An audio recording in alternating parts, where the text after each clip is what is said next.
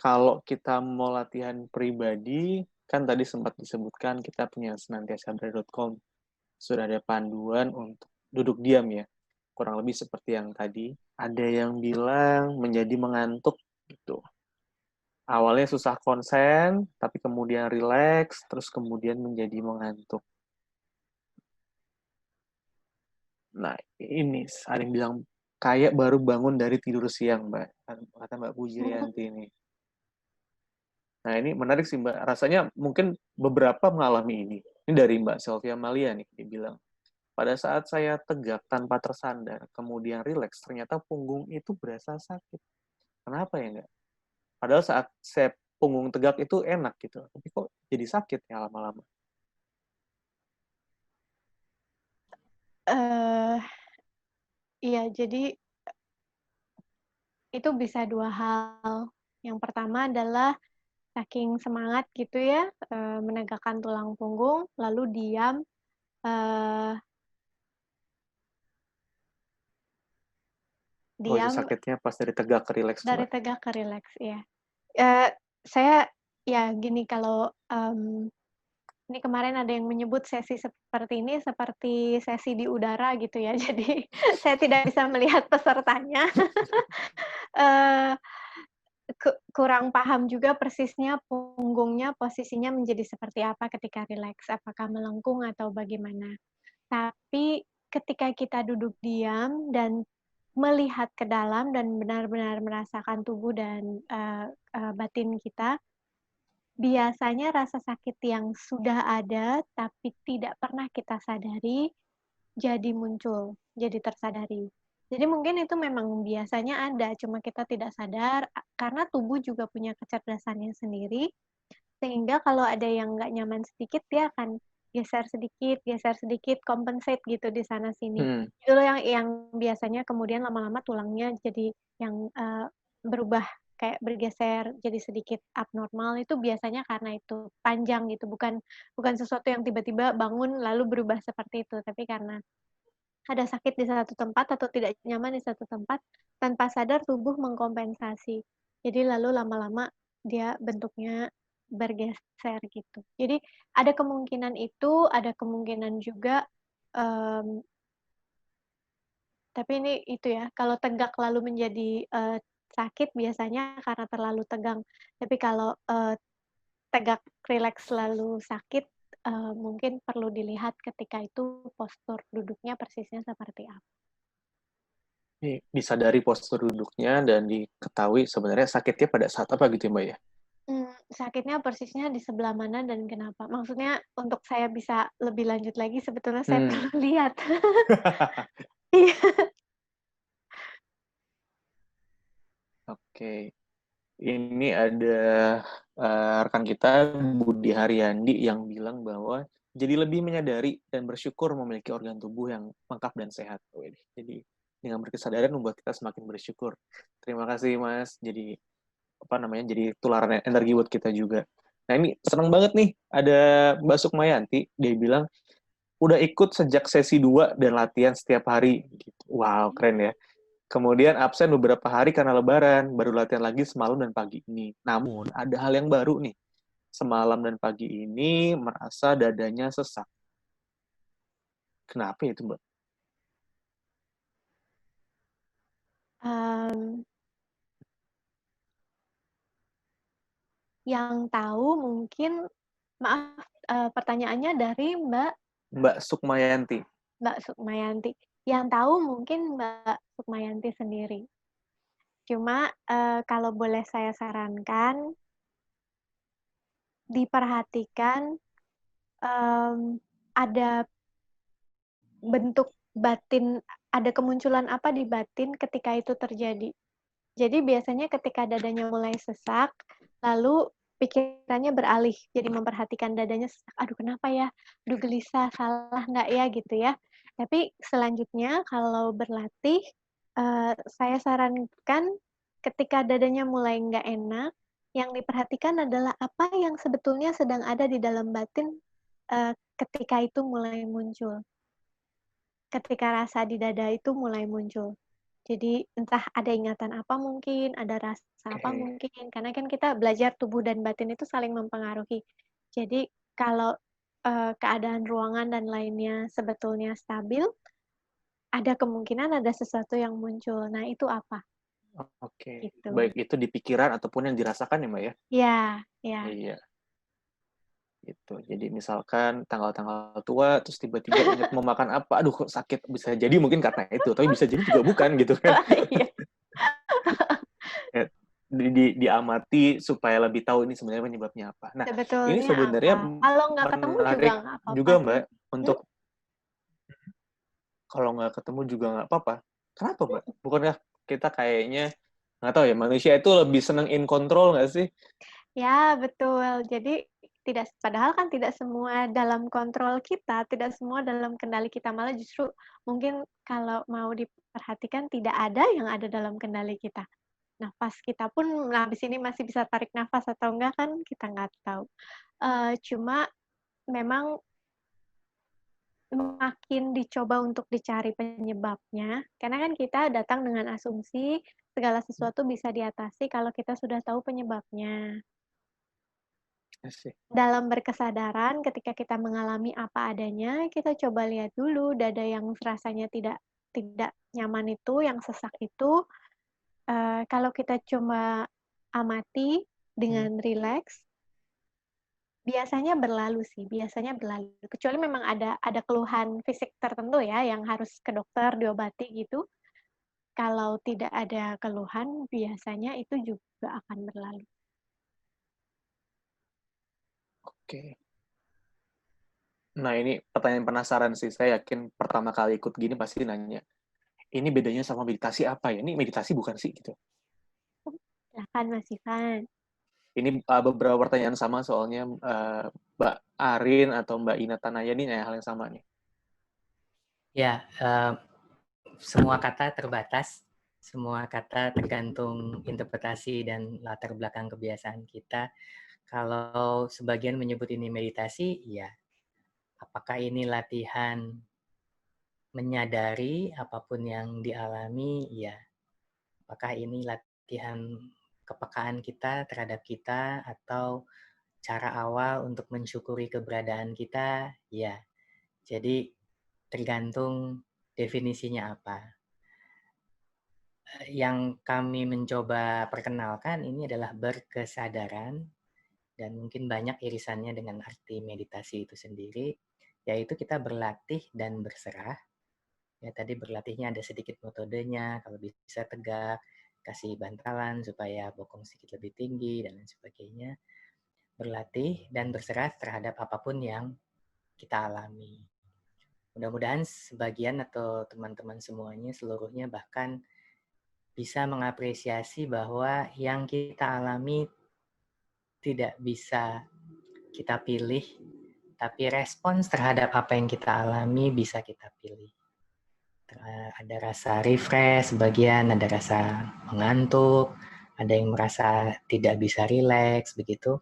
Yang kita coba latih adalah menyadari seapa adanya. Menyadari seapa adanya bagian dari latihan menerima. Dan ketika kita sudah menerima, jauh lebih mudah kita untuk memilih respons daripada kita belum menerima dan tergesa untuk memilih respons. Jadi apakah ini meditasi? Ya, cuman meditasi kadang-kadang ada berbagai macam definisi, tapi ini adalah latihan menyadari. Latihan menyadari. Nafas, tubuh, perasaan, pikiran, dan tadi latihan menyadari bagaimana kesadaran itu menyadari. Terus Siska bilang, tapi kalau bingung ya nanti saja. Bagaimana itu? Ya. Itu kayaknya kalau sudah sering berlatih berkesadaran, kemudian dapat melakukan itu kali ya, Mas ya? Ya, keseringan dan juga mungkin anugerah ya. Kita tidak seperti lompat tali gitu. Kamu sudah berapa kali lompat tali? Oh, kalau udah 50 kali biasanya kamu bisa naik ke kelas 1,5 meter begitu. Latihan berkesadaran adalah latihan non-metode. Kita tidak memastikan, kita hanya memantaskan diri. Kita berlatih untuk berlatih. Ya, kita tidak bertransaksi begitu. Kalau saya sudah sekian kali, maka saya berhak terhadap hasil sesuatu. Sementara itu dulu, Bram, silakan. Sementara itu dulu ya. Mas, aku pengen undang satu temen nih, Mas. Namanya Joshua Wendy, Mas. Tadi dia bilang saat melakukan latihan, tiba-tiba tubuh bereaksi. Reaksinya apa nih? Merinding di beberapa tempat dan terkadang jadi telunjuk bergerak tanpa disuruh. Apakah hal ini wajar? Kayaknya ini begitu berkesan bagi Mas Wendy, sampai-sampai beliau resign. Ini pengen nanya langsung, Mas. Bentar ya, Mas ya. Kita boleh nih. Mas Wendy. Halo, Mas Halo, Wendy. halo Mas. Mas Joshua Wendy. Boleh, Mas, di-share, Mas, apa tadi yang dialamin, Mas? Jadi tadi waktu Mbak Siska ngasih instruksi buat kita merasakan beberapa daerah tubuh seperti lengan, terus lengan atas, kaki, itu ada beberapa yang bagian-bagian yang kayak merinding tiba-tiba, terus tiba-tiba ya telunjuk tiba-tiba bergerak. Ya penasaran aja sih apakah hal itu wajar? Wajar, Mas, itu terjadi maksudnya gini, definisi wajar, juga perlu kita Oh lihat iya, kembali ya. oh Tapi, iya, oke. tapi ini, banyak ditemui, bagi yang, berlatih, meditasi. Memang tidak pada semua orang, tapi, kadang-kadang orang-orang yang pernah berlatih, seni bela diri, martial arts ya, atau olah energi, qigong, prana, yang itu, reiki, biasanya lebih sensitif, lebih lebih bisa. Tapi kalau belum pernah lalu, mengalami juga mungkin sekedar memang Oh, sensitif saja. Mhm, gitu. Nggak apa-apa, itu, memang bagian dari proses mungkin dari pengalaman, tubuh punya kecerdasannya, mungkin memang perlu digerakkan atau perlu merasakan merinding itu kan ada sesuatu ya dengan, tubuhnya. Jadi, nggak apa-apa, itu sama sekali tidak. Saya tambahkan sedikit ya. Jadi pengalaman mungkin juga sekalian menjawab beberapa yang lain adalah kita sadari atau tidak. Jadi sepanjang Mas Joshua Wendy ini menyadari, oh saya merinding di sini, oh tangan saya bergerak, itulah latihan berkesadaran. Termasuk juga, aduh kok saya ngantuk, bagi tadi ada sebagian yang bilang, aduh saya merasa rileks, atau oh saya tidak bisa merasa rileks. Sepanjang itu disadari, itulah latihan berkesadaran. Tidak ada latihan berkesadaran yang lebih baik, lebih buruk, atau harusnya begini, harusnya begitu. Kita hanya berlatih menyadari jernih seapa adanya. Tentunya ada sedikit beberapa teknis tadi yang Siska sempat bagikan kepada kita, dan tentunya memang ada hal-hal yang kita jadi lebih mudah peka, lebih mudah sadar ada suatu kesakitan yang memang perlu ditindaklanjuti secara medis. Karena kebetulan misalnya di hari-hari atau di kesempatan lainnya, kita tidak terlalu menyadari sebenarnya simptom itu sudah muncul, tapi mungkin kita sibuk dengan hal-hal yang lain, kita tidak terlalu peka terhadap hal itu. Latihan berkesadaran akan membuat kita lebih peka, membuat kita lebih terjalin, oh saya begini, oh saya ada kecenderungan seperti ini, dan mudah-mudahan akan membuka kearifan. Mudah-mudahan menjawab Mas Joshua Wendy. Siap. Terima kasih banyak Mas Ivan, Mbak Siska. Ada tambahan lagi Mas Siska nih kayaknya. Saya tambahin sedikit, soalnya banyak Siap. yang ngantuk kayaknya. Jadi, ngantuk itu biasanya, karena 2 hal. Ini mungkin sudah pernah disampaikan juga di webinar pernah nggak ya? Tapi ngantuk itu biasanya karena 2 hal. Pertama, karena memang badannya lelah dan kita terbiasa mengusir kantuk. Jadi lagi kerja ngantuk, atau lagi nonton ngantuk gitu ya, dari dulu waktu sekolah lagi belajar ngantuk, kita usir jauh-jauh supaya kita bisa melakukan apa yang ingin kita lakukan. Pada saat berlatih, lalu dia kayak mengingatkan, kan karena kita berusaha untuk jernih, dia mengingatkan, "Ngantuk nih, butuh tidur." Jadi karena lelah, tidurlah. Latihannya nanti kalau habis bangun tidur. Tapi kadang-kadang ngantuk itu adalah cara batin kita bilang, "Saya bosan sekali. Saya pengen nonton aja deh, nggak mau duduk diam lagi, bosan banget. Apa ini mengamati nafas saja masuk keluar terus," gitu. Nah, itu yang perlu kita alami. Rasa bosan itu bisa dialami, rasa yang muncul dalam ngantuk gitu ya bisa dialami, sensasi tubuh apapun, gatal, atau yang tadi bergerak-gerak sendiri, sebetulnya semuanya adalah pengalaman, proses dalam duduk diam, yang biasanya menjadi masalah, kalau boleh disebut masalah, yang menjadi masalah adalah cara kita bereaksi terhadapnya. Takut, atau ingin kabur, ngantuk tuh kan agak kurang nyaman ya, kayak pengen dilawan gitu biasanya. Jadi, konflik batin kita merespon itu yang nggak suka, nggak mau, termasuk pegel, gatel, eee, itu yang perlu kita lewati. Bukan si rasanya, rasanya sendiri tidak bermasalah, netral gitu. Yang biasanya menjadi sumber masalah adalah, reaksi kita, begitu. Yang jadi sumber masalah adalah reaksinya ya, Mbak? Oke, jadi sebenarnya stimulus-stimulus itu sifatnya netral, tergantung bagaimana kita menyadarinya dan bagaimana kita merespon terhadap stimulus itu. Betul. Luar biasa. Mbak, ini kan ada beberapa kawan-kawan yang memang baru kali ini ikutan. Ya kayak Mbak Ani, terus di sini namanya El doang. Nah, boleh dapat tips nggak pada saat kita mulai berlatih berkesadaran gitu, hal-hal apa yang gimana cara merutinkan ini nih? Ada saran-sarannya nggak? Wah, Mas Ivan biasanya punya 5 jurus sakti. Asik. Saya nggak punya jurusnya. Ya, pertama, terima kasih pertanyaannya. Tadi sempat ada gambar bahwa ini adalah latihan pembentukan kebiasaan. Sehingga dalam pembentukan kebiasaan tanpa melekat untuk yang kali ini, kita perlu memilih dulu durasi yang sama, di waktu yang sama, di lokasi yang sama, kalau perlu pakai kostum yang sama, untuk memudahkan kita secara psikologis, saya mau berlatih, saya mau bersengaja meluangkan waktu. 5 menit dulu misalnya. Mau di samping tempat tidur, atau di atas tempat tidur sambil duduk, atau ada di manapun kita pilih. Kemudian kita kaitkan dengan kegiatan atau aktivitas yang di setiap harinya dalam tanda petik hampir pasti terjadi. Segera setelah bangun tidur, segera setelah mandi pagi, segera setelah sarapan, segera setelah makan siang, atau pas sebelum tidur, atau apapun. Itu dulu. Dan semua pengalaman baik yang kita latih adalah seberapa jauh kita menyadarinya. Seberapa jauh kalau sakit yang di dada ini sebenarnya ada rasa lain yang muncul sebelum sakit di dada itu ada. Semakin kita berlatih, kita semakin bisa membedakan ini mengantuk karena lelah atau mengantuk karena bosan. Kira-kira tipsnya itu yang pertama.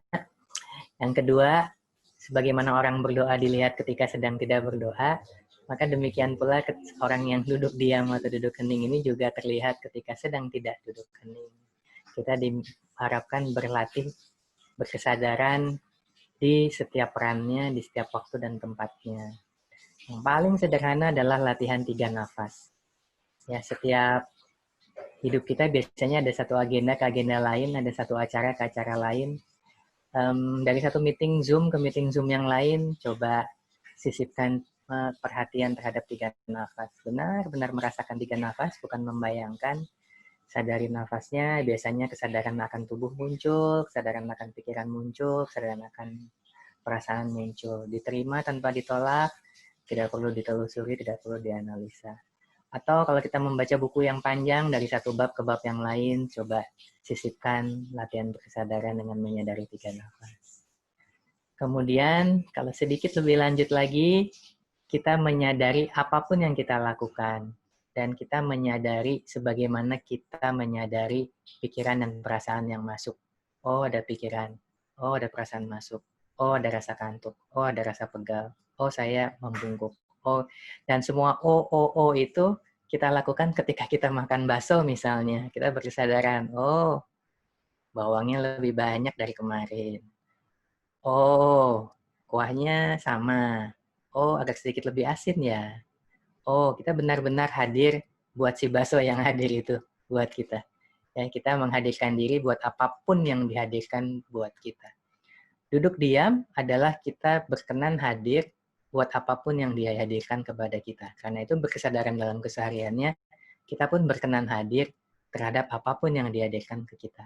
Dan itu tidak selalu penuh dengan warna-warni dan kembang api. Kadang-kadang kita dihadirkan meeting yang kita tidak suka, kita katakan, oh ada rasa tidak suka. Tapi kita coba dengarkan, karena tidak kebetulan meeting itu dihadirkan. Jadi berkesadaran ada 3, kita latihan disiplin di waktu tempat yang sama setiap harinya. Yang kedua, kita sisipkan kesadaran 3 nafas di antara interval-interval yang kita pilih.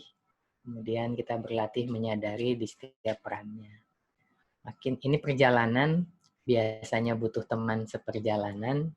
Karena itu kami mengajak rutin untuk berlatih membuat komunitas sendiri atau hadir di komunitas terhubung dari rumah untuk berlatih dan berbagi pengalaman. Dan setiap pengalaman baik. Ya, tidak ada yang perlu disesali, aduh kok saya begini, kok nggak seperti dulu, kok si itu bisa, kok saya enggak. Kita adalah subjektif, kita adalah berbeda, dan itulah dasar-dasar pluralisme dan kebinekaan yang kita song-song dari dulu hingga kini. Ya, kalau udah matang tuh memang bisa disangkut-sangkutin ya. Tiba-tiba jadi nasionalis gitu kan. Luar biasa. Nah, matang dan gosong beda-beda tipis. Beda tipis ya. Tadi Mas Ivan sempat bilang kita harus here and now, terus kemudian menyadari apa yang benar-benar dihadirkan ke depan kita. Tadi saya mencoba mengingat, oh iya benar juga. Saya menyadari bahwa sebenarnya tadi saya diminta Mas Ivan dan Mbak Siska ini untuk berlatih 3 nafas di depan. Tapi saya lupa gitu kan. Tapi seperti yang Mas Ivan dan Mbak Siska bilang, itu adalah sifatnya ya disadari aja dan itu baik kemudian. Nah, karena itu teman-teman, mungkin kita bisa latihan sedikit aja, salah satunya dengan menyadari 3 nafas. Jadi di tengah-tengah perbincangan kita ini, oke, kita hening sebentar, kita sadari 3 nafas panjang, yang kemudian kita hembuskan dan kita tarik ke dalam.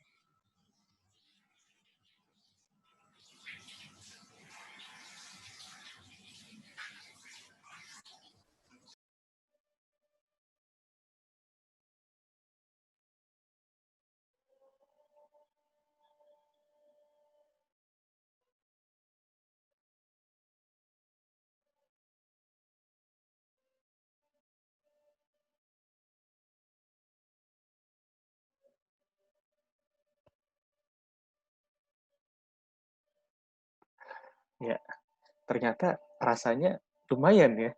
Dari hiruk pikuk, terus kita ambil jeda waktu beberapa detik untuk ya menarik 3 nafas panjang, menyadari 3 nafas panjang, itu kalau tadi Mbak Siska bilang, adukan-adukannya itu, distorsinya, kotoran-kotoran di gelas air putih itu kemudian mulai pelan-pelan turun gitu. 3 napas itu gimana? 3 napas itu tadi Mbak, ditarik aja, tarik napas panjang, terus kemudian dihembuskan, itu pola itu diulang 3 kali gitu. Nanti silakan dipraktekkan di sela-sela waktunya. Tadi sih saya nyobain yang ngerasa ya ternyata ada dampaknya juga nih. Kita jadi lebih tenang, jadi punya jeda untuk merespon dan tidak reaktif gitu.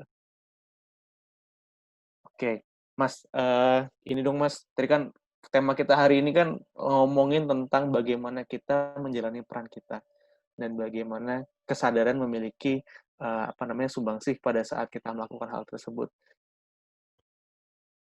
Nah, ini kebetulan ada satu dari Mbak Sylvia Malia. Beliau cerita bahwa seperti yang Mas Ivan sampaikan bahwa satu orang itu punya peran yang berbeda-beda dalam waktu yang berbeda-beda pula. Dan terkadang switch dari satu peran ke peran lain memerlukan energi yang cukup banyak, sehingga ketika energi terkuras, kita lupa bahwa ini sudah saatnya kita berganti peran. Terlebih dalam kondisi pandemi seperti saat ini, dan banyak orang yang dianjurkan untuk melakukan work from home di rumah. Tadinya saat kita mungkin di kantor, kita itu bisa berperan sebagai atasan, bawahan, ataupun peers untuk rekan-rekan kita di rumah. Peran itu tetap harus dilakukan bersamaan dengan kita menjadi peran di rumah, baik itu menjadi suami, istri, orang tua, atau anak. Nah, ini mungkin boleh diceritain dong, Mas, ini peran kesadaran dalam kondisi seperti ini gimana sih? Oke, udah saya unmute, Mas. Oke, terima kasih. Jadi jawabannya mirip-mirip sama yang tadi, nggak apa-apa ya Mbak Selvi. Bagaimana, karena itu energinya cukup terkuras, bagaimana kita ingat bahwa oh ini saatnya berganti peran. 3 nafas tadi itu mengingatkan akan atau memperhatikan, menyadari, bukan membayangkan 3 nafas, mengingatkan keberadaan kita. Dan mungkin ada hal-hal lain yang jadi juga teringat, termasuk keberadaan tubuh, keberadaan rasa, keberadaan pikiran. Termasuk misalnya tadi di project manager, peran kita sebagai project manager, sebagai contoh saja, misalnya ada hal yang belum selesai, yang kita masih kesel, kita masih aduh kok gitu sih gitu ya, kan saya udah kasih tahu 14 kali, masih gitu-gitu lagi. Sementara kita mau ganti peran nih. Ketika kita menyadari, rasa kesal itu kita akui. Tidak langsung hilang, tapi ketika kita akui, kita mengelolanya. Mudah-mudahan ketika kita kian berlatih, duduk diam, berlatih memberikan jeda bersengaja, menyadari 3 nafas, kelupaan kita kian lama, kian berkurang. Kita tahu, oh yang tadi sudah, kita ingat gambar ransel tadi, yang sudah ya sudah, yang belum ya belum. Sekarang di depan kita ada peran yang ini, kita lakukan peran yang itu. Memang mudah diucapkan, tidak selalu mudah dilakukan, namun ya berlatih. Dan ketika peran itu sudah berganti dan kita ternyata masih menjalankan peran yang lama, kita melakukan weekly review gitu ya di rumah. Coba semua sabun dikeluarkan. Berapa cukup Mbak? Inventory-nya bagaimana ini gitu ya. Oh, kenapa jadi pada project management gitu di rumah misalnya. Dan sudah kejadian kadung begitu. Oh iya, kita tertawa-tawa saja. Oh iya. Saya tidak sadar menyadari peran project management dalam mengelola sabun begitu. Jadi, kalaupun ada hal yang kita merasa harusnya tidak begitu, karena sudah terjadi, kita terima. Jangan kesalahan itu menambah rasa yang tidak perlu, rasa yang lain. Oh iya, kelewat ya. Sabun sih nggak usah dibuat inventory-nya. Berapa sih jadinya? Oke, harus beli. Oh ya, kita beli ya. Ya udah. Maaf tadi saya menggunakan Ganchart untuk mereview sabun selama Wow, luar biasa. 14 bulan ke depan misalnya gitu kan. Ya sudah selesai gitu. Jadi Mbak Selvi, energi kadang terkuras, kadang tidak. Semuanya baik Mbak. Ketika kita sadari, aduh yang ini terkuras ya. Oh iya, yang ini terkuras. Coba latihan lagi. Yang ini ternyata gampang. Oh ya, ternyata ini gampang. Tetap latihan lagi. Gitu sih. Semuanya baik. Mudah-mudahan sedikit menjawab. Oke. Kalau boleh saya tambahkan sedikit mungkin ya, kita perlu sebab ada keterbatasan dalam bahasa. Jadi ketika kita bilang, oh peran sebagai ibu rumah tangga, peran sebagai project manager, peran sebagai apapun, kadang lalu kita dengan mudah mengambil label itu sebagai identitas. Saya adalah ini, saya ada ini, saya adalah ini. Barangkali dalam berkesadaran yang mau kita sadari adalah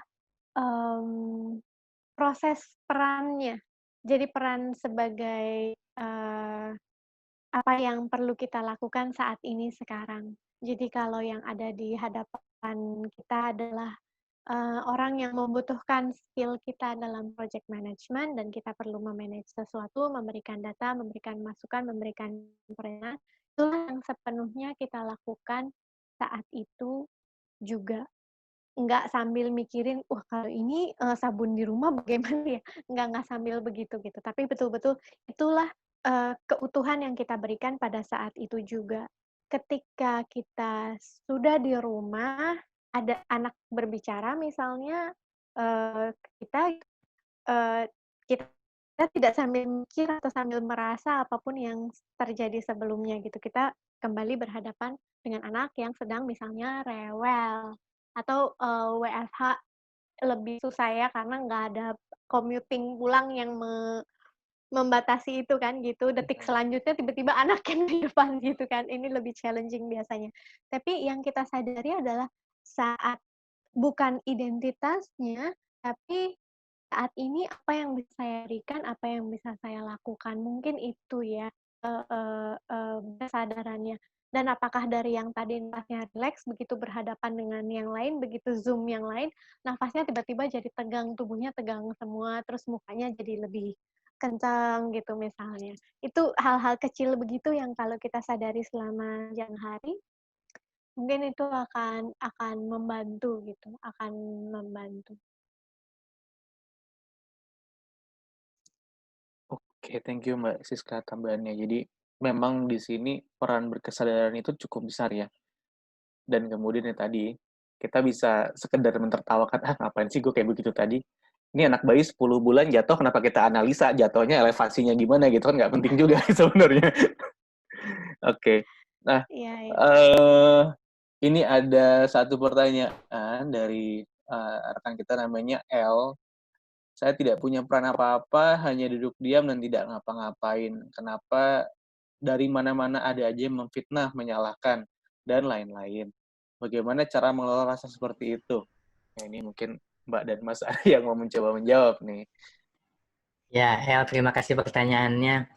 Apapun rasa yang mampir, termasuk merasa difitnah atau merasa dipuji, kita terima dulu. Terima dulu. Ya, kita jangan langsung menganalisa. Dan itu berlaku untuk hal-hal yang dalam tanda petik populer begitu, saya banyak yang muja gitu, atau saya banyak yang memfitnah begitu. Kita terima dulu. Terima dulu. Itulah latihan duduk diam. Kita menerima apapun yang diberikan kepada kita. Dan ketika kita berduduk diam, kita menerima tanpa menganalisa, menerima tanpa menelusuri, menerima tanpa mempertanyakan, gitu. Tapi saya merasa ini. Jadi semua rasa yang hadir itu sebenarnya bukan kondisi yang hadir bukan pilihan, tapi reaksi kita atau respons kita terhadap kondisi yang hadir itu bisa kita pilih. Nah, duduk diam melatih itu. Melatih bukan sekedar nyaman ketika ada rasa, aduh saya seger nih setelah duduk diam, termasuk melatih, aduh saya mengantuk dalam duduk diam. Oh, kok saya nggak ngerasain apa-apa ya? Itu kita terima dulu. Nah, memang latihan berkesadaran ini bukan latihan yang bersifat pemikiran. Artinya, kalau sudah dipikir dan dipahami, cukup satu kali saja untuk paham. Oh, kalau sate dikasih kecap manis, enak. Sehingga, kurang manis nih, kasih sate. Saya udah tahu lah, mau lebih manis, kasih kecap aja gitu. Nah, dalam duduk diam, kita tidak mengabsolutkan pengalaman yang sebelumnya. Artinya, semua pengalaman duduk diam yang diterima jernih seapa adanya adalah baik. Jadi kita perlu terus berulang-ulang, terus beriterasi kalimat tadi di awal. Kesadaran adalah berlatih dan berserah, dilakukan di setiap saatnya, di setiap perannya, di setiap waktunya. Untuk benar-benar mendekati yang namanya paham. Mendekati yang namanya sadar. Kita hanya memantaskan diri.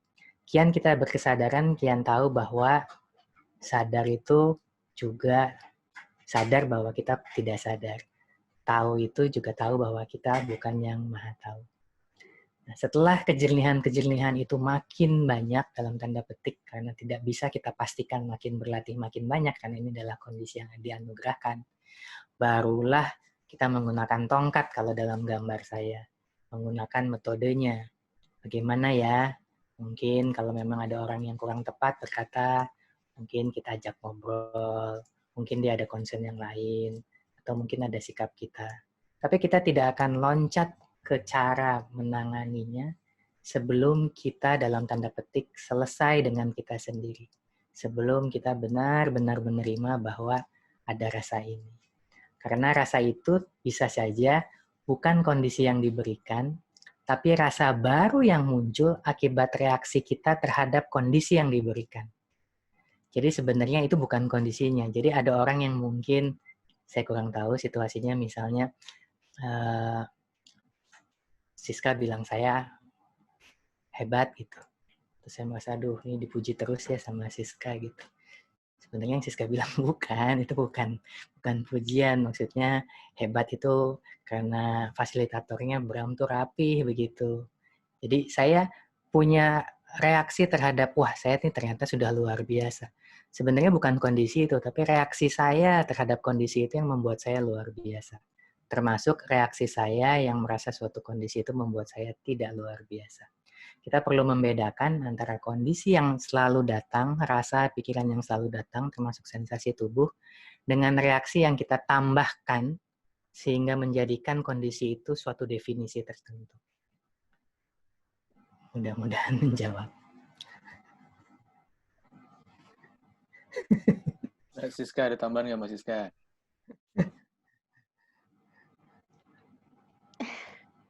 Ini ya, rasanya kami juga agak perlu berhati-hati apa ya, karena kan kurang tahu ya konteks cerita secara keseluruhannya. Cuma memang betul kata Mas Ivan, biasanya yang mengganggu adalah reaksi kita terhadap apa yang dikatakan atau apa yang terjadi. Bukan kejadiannya, tapi reaksinya. Dan kata-kata selain terbatas juga biasanya punya kekuatan mengganggu yang cukup tinggi. Padahal kata-kata belum tentu adalah kebenaran, kan gitu. Misalnya ada yang bilang, ya gitu deh contohnya, misalnya ada yang bilang, kamu hebat gitu. Kalau saya nggak hebat, dia bilang saya hebat 10 kali juga, atau 100 kali, saya tetap nggak hebat gitu kan. Dan vice versa. Kalau kamu payah banget gitu. Kalau saya nggak payah, dia bilang saya 100 kali payah, saya tetap nggak jadi payah gitu. Jadi sebetulnya apapun kejadiannya yang mengganggu bagaimana saya bereaksi terhadap kata payah atau hebat tadi itu. Itu termasuk apabila kita punya emosi-emosi negatif kali ya Mbak ya?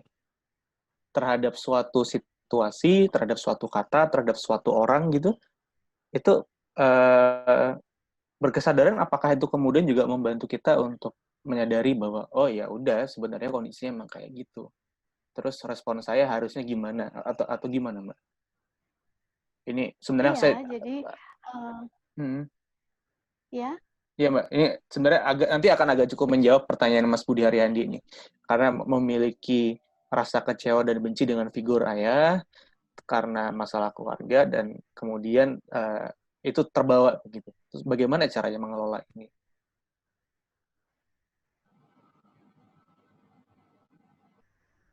Iya, jadi kalau Bram tadi bilang emosi negatif ya, kita memang juga sangat kan dari kecil dibesarkan dengan kayak ini negatif, ini nggak baik gitu kan, tangan kiri tuh nggak bagus, salah satunya misalnya gitu. Sehingga kita sangat terbiasa mengkotak-kotakan. Oke, jadi yang negatif nggak boleh, yang positif kita mau sebanyak-banyaknya gitu.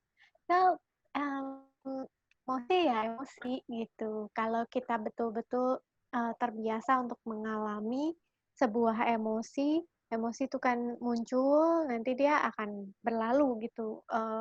Tergantung seberapa kuat ya, tapi suatu titik dia berlalu, nanti muncul lagi yang lain. Sehingga kalau dibilang negatif, semua emosi ada gunanya sebetulnya. Misalnya takut, sebetulnya rasa itu bentuk kita menjaga diri. Ya kan, kalau kita nggak takut berdiri di tengah jalan ramai, nggak takut ketabrak, kan kita akan berdiri di sana. Jadi kalau ada rasa takut ya kita menjaga diri. Kalau kita tidak takut tertular virus, mungkin kita tidak mencuci tangan, kita tidak menjaga kebersihan kan gitu. Ada baiknya, semua emosi itu ada manfaatnya. Bagaimana kita bereaksi? Oke.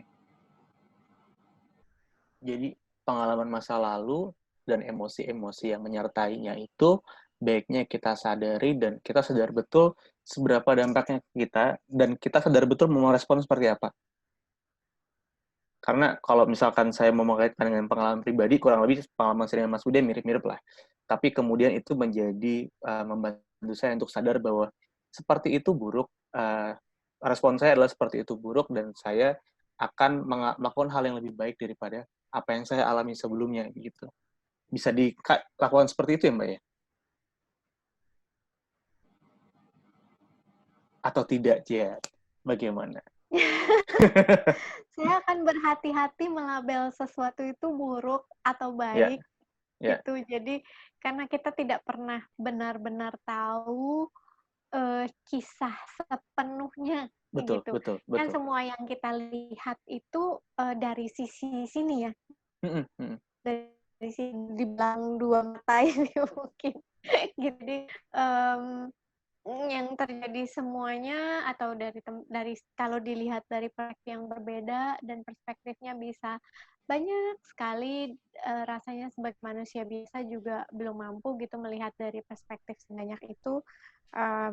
Saya kok akan berusaha sebisa mungkin berhati-hati untuk bilang baik atau buruk gitu. Jadi kalau ada sesuatu yang ada adalah kita suka atau tidak suka.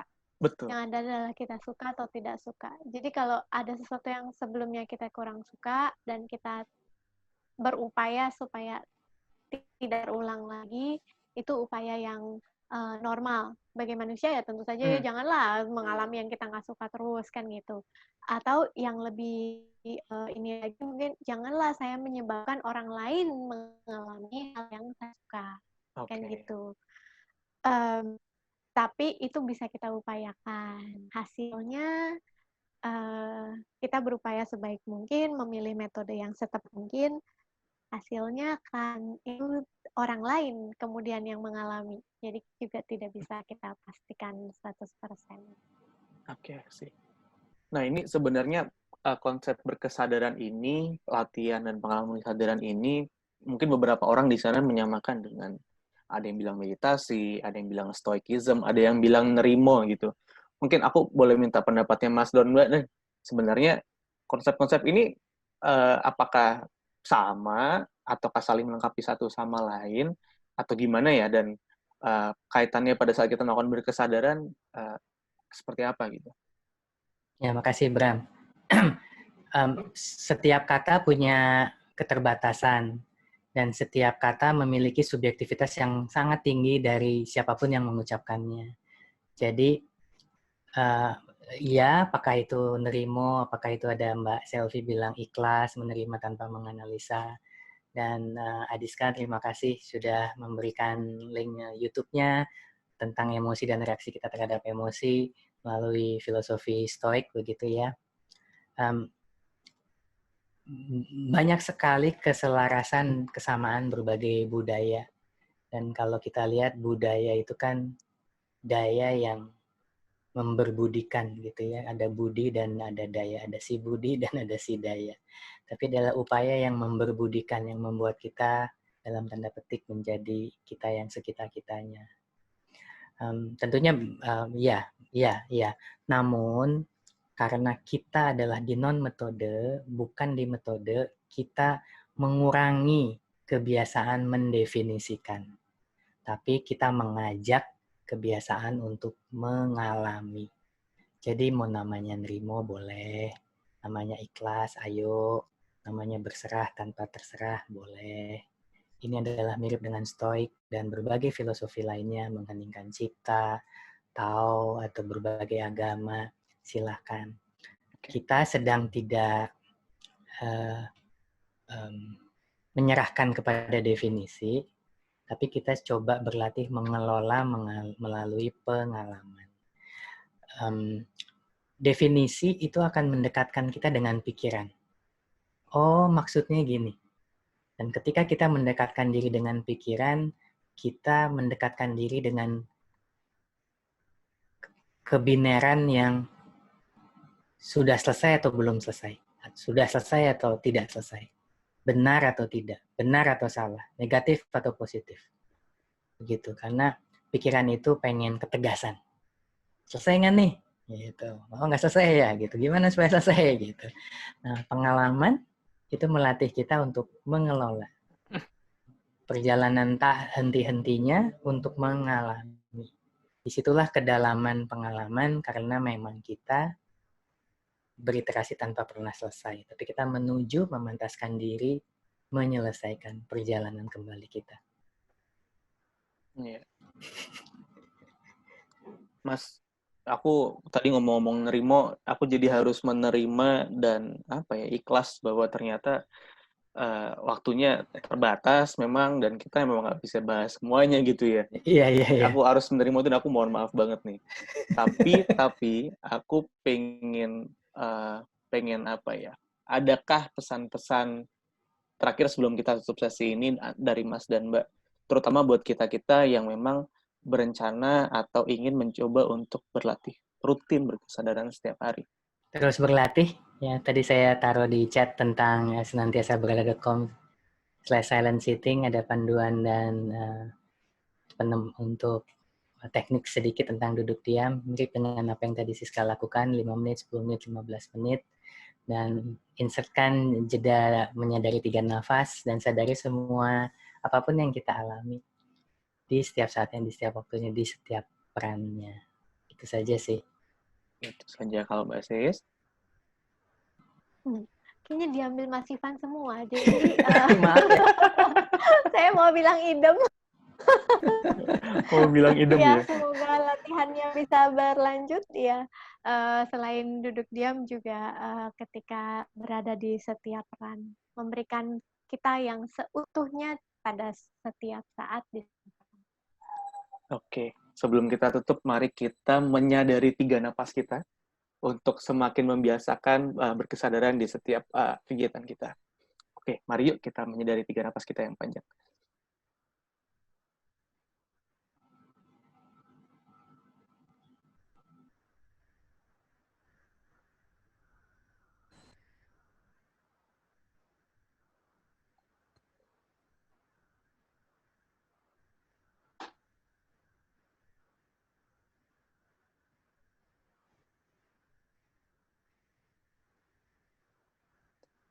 Baik, terima kasih banyak untuk waktunya. Kalau mau lihat rekaman-rekamannya bisa dicek di terhubung-dari-rumah.com/berkesadaran. Kalau butuh panduan, silakan dicek senantiasa.com/silent-sitting. Ada panduan 5 menit, 10 menit, 15 menit untuk latihan mandiri. Dan karena ada season 2, ya kami season 1. Makasih banget buat semua yang sudah hadir, baik di episode 1, 2, 3, 4. Semoga di season berikutnya, teman-teman bisa join lagi, atau mungkin mengajak rekan-rekan yang lain yang ngerasa, oh ini kayak bagus dan menarik untuk orang itu, atau untuk teman-teman saya, komunitas saya, silahkan di-share sebanyak-banyaknya. Kita pengen ngasih hal baik untuk mengimbangi segala ketakutan, ketegangan yang kita alamin selama pandemi ini. Semoga dengan berkesadaran, kita rasanya lebih ringan dalam respons apapun itu. Gitu ya. Saya Bramanto dari Kompas Media, KG Media. Terima kasih banyak untuk Mas Ivan Deva, terima kasih banyak untuk Mbak Siska Marsudi, terima kasih banyak untuk teman-teman untuk waktunya. Terima kasih, dan mohon maaf apabila yang kurang-kurang, salah-salah kata. Kami undur diri dulu. Terima kasih. Sore dan terima kasih. Terima kasih semua.